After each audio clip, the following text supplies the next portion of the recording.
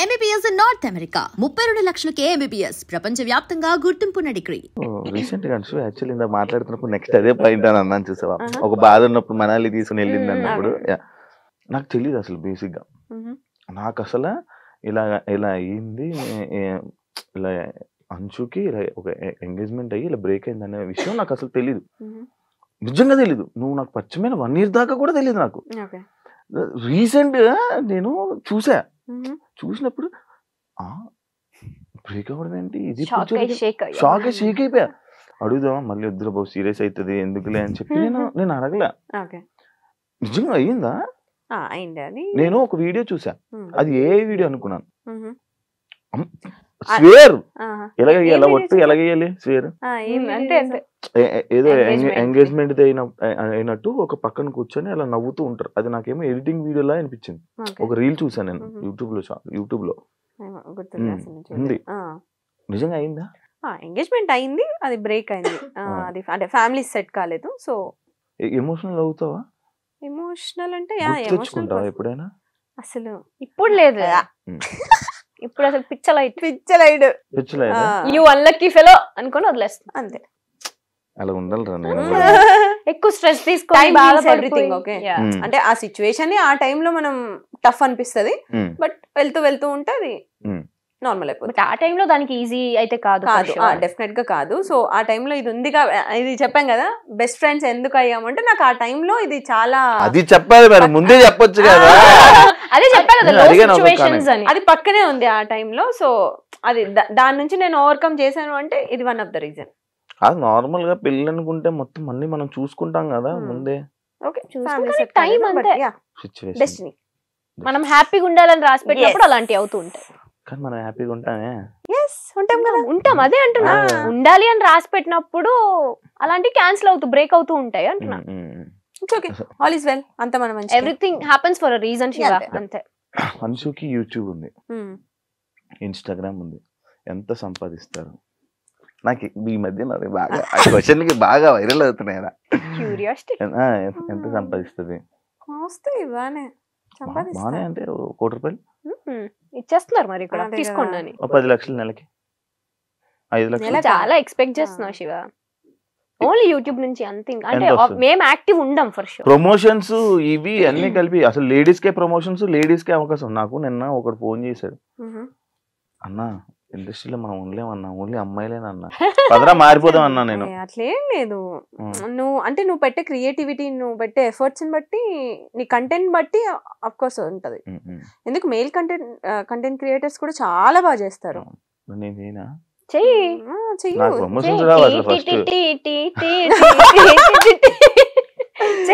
చేస్తూ ఉంటే వస్తాయి. నీలో అంత టాలెంట్ ఉంది, తొక్కేసుకుంటున్నావు నిన్ను నువ్వే.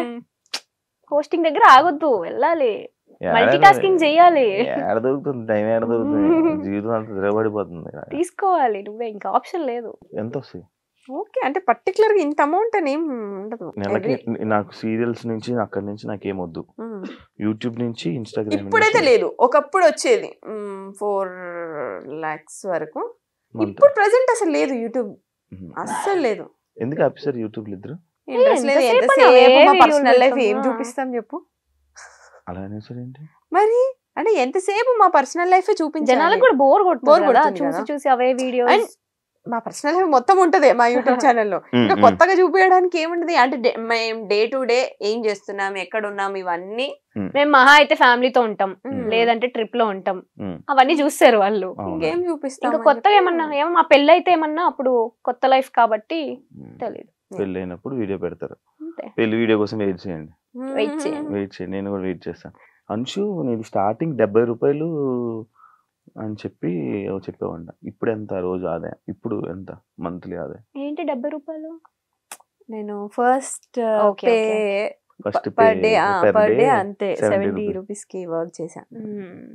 ఇప్పుడు పక్కన ఒక 4 సున్నాలు పర్ డే చెప్పండి. 5 సున్నాలు 70 4 సున్నాలు ఉంటది ఒక్కొక్కసారి. అంటే ఎవ్రీడే ఉంటదని చెప్పను, బట్ బ్రాండ్స్ కూడా ఎవ్రీడే రావు. వినరా, నా బ్రాండ్స్ ఏం అనలేదు నేను. అప్పుడు 70 రూపాయలు, ఇప్పుడు ఎంత? అదే చెప్తున్నా అంటే మ్యాథ్స్ లో వీక్ ఎన్ని సున్నాలు కావాలని అన్ని పెట్టుకో నువ్వే బెటర్. సరే లైక్ ఇప్పుడు మనం మంచి సరదాగా ఒక గేమ్స్ లోకి వెళ్ళిపోతాం. చాలా మంచి నీ షోలో గేమ్స్ కూడా ఉంటాయా? ఈ మధ్య క్రియేటివ్ గా ట్రూత్ ఆర్ డేర్ లాంటివి కాదు కదా. కార్డ్స్ తీసి ఇచ్చేవాడిని అలా అయితే. క్వశ్చన్ ఏంటంటే ఫోన్ లో ఎక్కువ టైం స్పెండ్ చేస్తారా, మిర్రర్ ముందు ఎక్కువ టైం స్పెండ్ చేస్తారా? ఎవరికి క్వశ్చన్?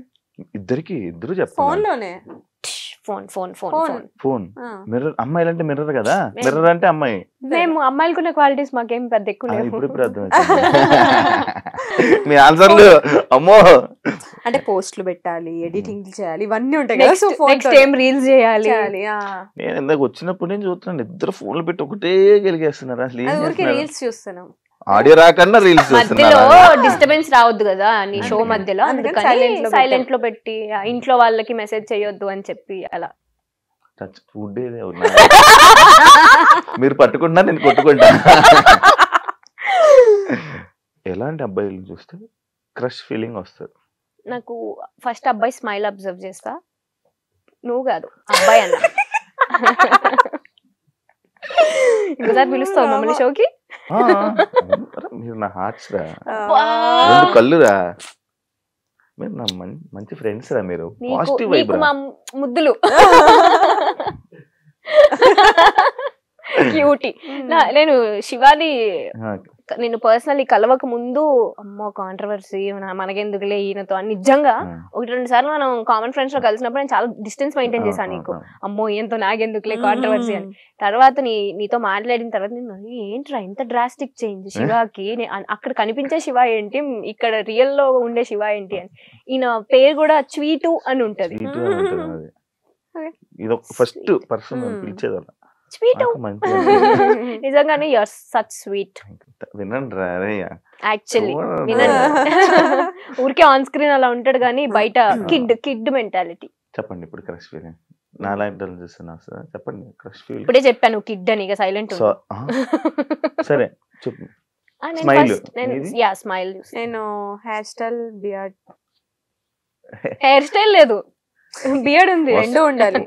అబ్బాయి స్మైల్ ఉండాలి. వస్తుందిరా వస్తుందిరా. యాక్చువల్లీ స్మైల్ బాగుంటుంది రా. థాంక్స్ రా. Good looking.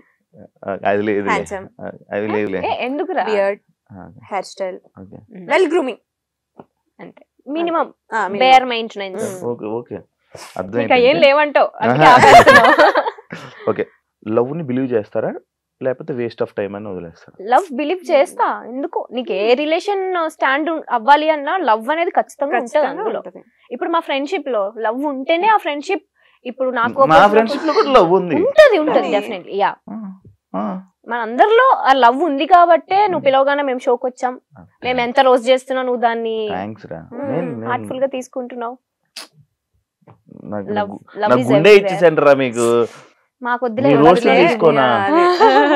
ఇవ్వాల్సిన వాళ్ళకి ఇవ్వరా, మాకొద్దులే. అది ఉంటే ఎప్పుడు పోపడేదండి. మీ గురించి మన ఫ్రెండ్స్ బ్యాచ్ లో వాళ్ళకి కూడా తెలియంది ఒక సీక్రెట్ చెప్పండి. మా గురించి తెలియని సీక్రెటా? మేము పార్టీలు అన్నిటికీ ఇష్టం లేకుండానే వస్తాం. ఎట్లా తెలుసా, బలవంతంగా ఇప్పుడు వెళ్ళాలనే ఆప్షన్ లేదు, మళ్ళీ పిలిచారు కదా ఫీల్ అవుతారు అని చెప్పి బలవంతంగా వస్తాం తప్ప ఇష్టంతో ఎప్పుడు రాము. అంటే Anshu quite opposite, party person అసలు కాదు. నేను మిక్స్ ఉంటా. వెళ్ళాలా వద్దా, ఇది వెళ్దామంటే వెళ్తా, ఇది నో అనిందంటే ఓకే నేను ఆ క్యాండిడేట్. బట్ వచ్చిన తర్వాత వైబ్ అవుతా. సీక్రెట్ చెప్పు ఫస్ట్. అదేం చెప్పింది దానికి ఆన్సర్ కాదు, అదే సీక్రెట్. ఇంకేంటి? నువ్వు సీక్రెట్ చెప్పు. తన సీక్రెట్ తను చెప్పింది, తెలియగా తప్పించుకోక. ఏమున్నాయిరా ఆలోచి చూడు, తను ఎంత హానెస్ట్ గా ఎంత మంచిగా చెప్పింది. సరైన సీక్రెట్ తెలుసు అది.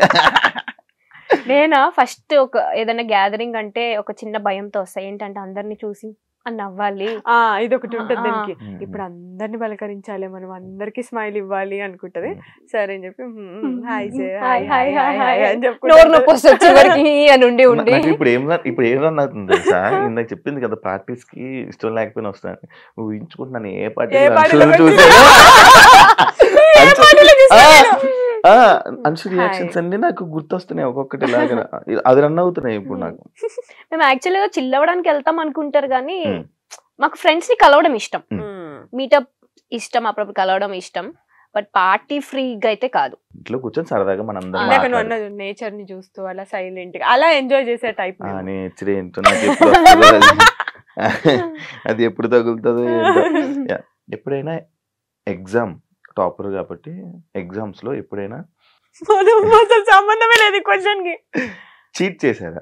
అయ్యో కాపీయే కదా. కాపీ డౌట్ దొరికిపోయారా? ఎవరిగా దొరికిపోయారా? దొరకలేదు, బట్ నేను ఎన్నిసార్లు తెలుసా మ్యాథ్స్ లో మా కజిన్ ఒకరు చిట్స్ పెడితే మ్యాథ్స్ పాస్ అవ్వచ్చు అని చెప్పారు.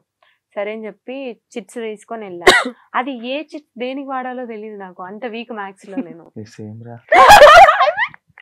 సో అది అసలు సంబంధమే లేదు నాకు చదువుకి. అవునా? నేను మ్యాథ్స్ కాపీ కొడతా, అమ్మో మ్యాథ్స్ అసలు రాదు నాకు. నా ముందు స్టూడెంట్ ని నేను చెప్తుంటో నీకు అన్ని సబ్జెక్ట్స్ నేను చూపిస్తా, మ్యాథ్స్ మాత్రం నువ్వే చూపించాలి అని డీల్ సెట్ చేసుకుంటుండే అనమాట. ఏ రోజు నేను కాపీ కొట్టేటప్పుడు దొరకలేదు. ఒకసారి నా బెస్ట్ ఫ్రెండ్ శ్రావి అని ఉంటది అన్న, నా స్కూల్ ఫ్రెండ్, ఆల్మోస్ట్ 17 years నుంచి ఫ్రెండ్ అని. నేను ఎట్లుంటా అంటే కాన్ఫిడెంట్ గా ఉంటా జనరల్, అంటే నేను అన్ని సబ్జెక్ట్స్ బాగా చదువుతా కాబట్టి టీచర్స్ ఎలా అనుకుంటారంటే ఈ పిల్ల అన్ని చదివేస్తుంది, బాగా వస్తుంది, అన్ని వచ్చు దీనికి, హోంవర్క్స్ అవన్నీ ఆన్ టైం చేస్తుంది అని అనుకుంటారు. మ్యాథ్స్ లో మాత్రం బెబ్బే, అస్సలు రాదు. నేను ఒక రోజు మ్యాథ్స్ టీచర్స్ ఎట్లుంటారు కొంచెం స్ట్రిక్ట్, నాకు మ్యాథ్స్ టీచర్ ని చూస్తేనే ఇట్లా అయిపోతూ ఉంటది షివరింగ్ నాకు. ఒక్కొక్క సబ్జెక్టులకి కాలేజ్ కూడా వెళ్ళిపోయాను, అదే ఆ పీరియడ్ అయిపోయిన తర్వాత మళ్ళీ వచ్చి జాయిన్ అమ్మో మ్యాథ్స్ మాత్రం సేమ్ సేమ్. సో అలా ఎస్టీస్ పెడతారు కదా మనకి, ముందు ఇచ్చిన హోంవర్క్ నెక్స్ట్ డే చూడుకుని రాయాలి క్లాస్ రూమ్ లో. మనం మేడం నన్ను చూస్తుంది, అమ్మో నాకేస్తారా నాకు రాదు అనుకుంటుంటే కట్ చేస్తే నా పక్కన ఉన్న శ్రావికి ఇచ్చింది. శ్రావికి రాదు, ఆ క్లారిటీ నాకు తెలుసు. శ్రావి పక్కనే నేను ఉన్నాను కదా. అప్పుడేంటి మా కర్మ 10th class ఎగ్జామ్స్ అప్పుడు ఏం చేస్తారంటే మా స్కూల్ అంతా వేరే స్కూల్ స్టూడెంట్స్ వచ్చి రాస్తారు కదా, మమ్మల్ని వేరే ప్లేస్ కి షిఫ్ట్ చేసి అన్ని సెక్షన్స్ ని కంబైన్ చేసేస్తారు. ఆ కంబైన్ చేసిన ప్రాసెస్ లో ఈ సిచ్యువేషన్ అంతా అనమాట. అన్ని సెక్షన్స్ వాళ్ళు ఒక దగ్గర కూర్చొని ఉన్నాం, దీనికి ఎస్టీ ఇచ్చారు రాయాలి ఒక సమ్ అని, దానికి రాదు. పక్కన నేనే ఫ్రెండ్ కదా, నేనే చూపించాలి దానికి. బుక్ తిప్పి చూపించా, దొరికిపోయా. నాకు అలా మేనేజ్ చేయడం రాదు, దొరికిపోయా. వచ్చి అప్పుడు ఇట్లా రిబ్బన్స్ ఉండే కదా పిల్కలు, రెండు ఇట్లా రిబ్బన్ తో కట్టుకొని ఇట్లా ఉండేవాళ్ళు. వచ్చి జడ పట్టుకొని పట్ట వీకింది నన్ను. నాకు ఫ్యూజుల్ అవుట్ తెలుసా, ఏం అర్థం కాల. అది కూడా అన్ని సెక్షన్స్ ముందు. అమ్మో అది మాత్రం నేను ఇప్పటికీ మర్చిపోను ఆ మూమెంట్. నేను ఒకసారి ఏదైనా స్లిప్లు పెట్టేసి ఆన్సర్లు రాసుకుని వెళ్ళిపోయాను. మ్యాథ్స్ లో ఏంటి ఆన్సర్ ఉంటే చాలు, మధ్యలో క్వశ్చన్ 4 సార్లు రాసి ఆన్సర్ హెన్స్ ప్రూవ్డ్ అని రాశాను.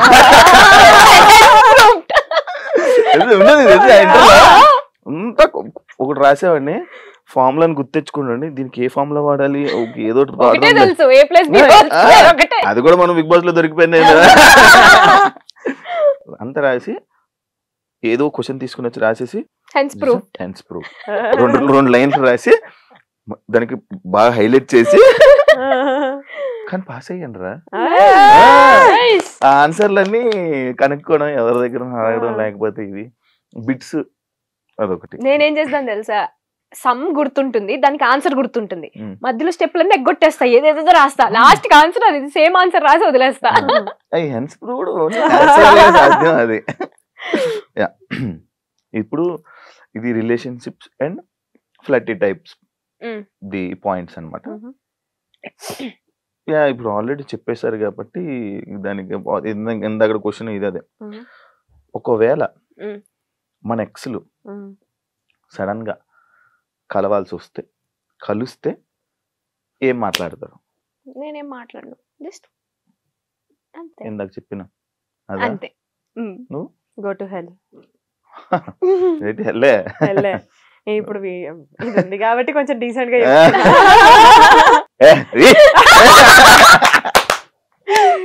అదేనా? సూపర్. నేను కూడా అంతే, ఎందుకంటే మనం పక్కన వేరేంత జరుగుతాం కదా. ఎగ్జాక్ట్లీ అది కాదు, అదే